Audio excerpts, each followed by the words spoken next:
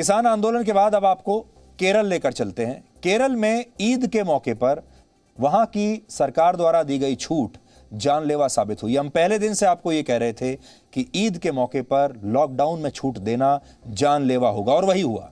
तुष्टीकरण की राजनीति की वजह से लॉकडाउन में दी गई इस छूट के कारण केरल में कोरोना के मामलों में जबरदस्त तेजी आ गई है। अब सोचिए इसकी जिम्मेदारी कौन लेगा।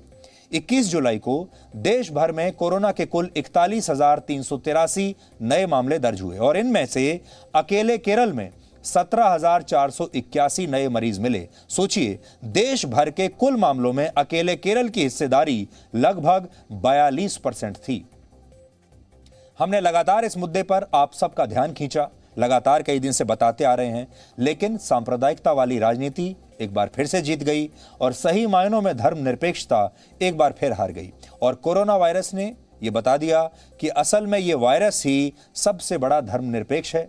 ना ये हिंदू देखता है, ना मुसलमान देखता है, और सबके बीच ये बराबरी से मौत बांटता है। ये कुंभ में भी मौत बांटता है और ये ईद पर भी मौत बांटता है। लेकिन हमारे देश के जो नेता हैं, हमारे देश की जो अदालतें हैं, वो इन दोनों को अलग अलग चश्मे से देखती हैं। केरल में कोरोना का यह विस्फोट तब हुआ जब ईद पर लॉकडाउन में दी गई रियायत का यह मामला सुप्रीम कोर्ट में भी पहुंचा था, लेकिन सुप्रीम कोर्ट इस पर कांवड़ यात्रा की तरह रोक नहीं लगवा पाया। और इसलिए हमें लगता है कि केरल में कोरोना के केस बढ़ने के पीछे ये एक अदालत की भी नाकामी है। 20 जुलाई को इस मामले में सुप्रीम कोर्ट ने सुनवाई करते हुए कहा था, अगर इस रियायत की वजह से कोरोना के केस बढ़ते हैं तो कोर्ट इस पर उचित कार्रवाई जरूर करेगा। इसलिए आज हम केरल की स्थिति सुप्रीम कोर्ट के संज्ञान में लाना चाहते हैं और बताना चाहते हैं कि राज्य में कोरोना की वजह से हालात बिगड़ चुके हैं।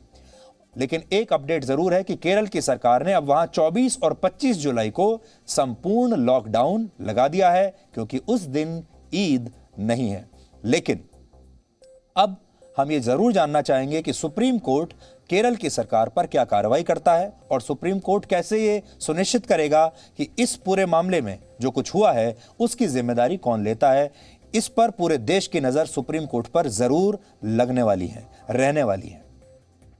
और आज जब कोरोना वायरस की बात हो रही है तो आपको हमारे देश के लोगों का इस पर मूड भी समझना चाहिए। हमारे देश के बहुत से लोगों ने मान लिया है कि कोरोना की दूसरी लहर अब जा चुकी है और तीसरी लहर जब आएगी तब की तब देखी जाएगी।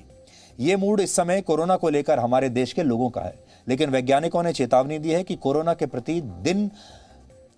प्रति दिन मामलों का जो मौजूदा ट्रेंड है वो इस बात का संकेत है कि कोरोना की दूसरी लहर अब भी कहीं गई नहीं है। लोगों ने अभी भी दूसरी लहर को पकड़ कर ही रखा हुआ है।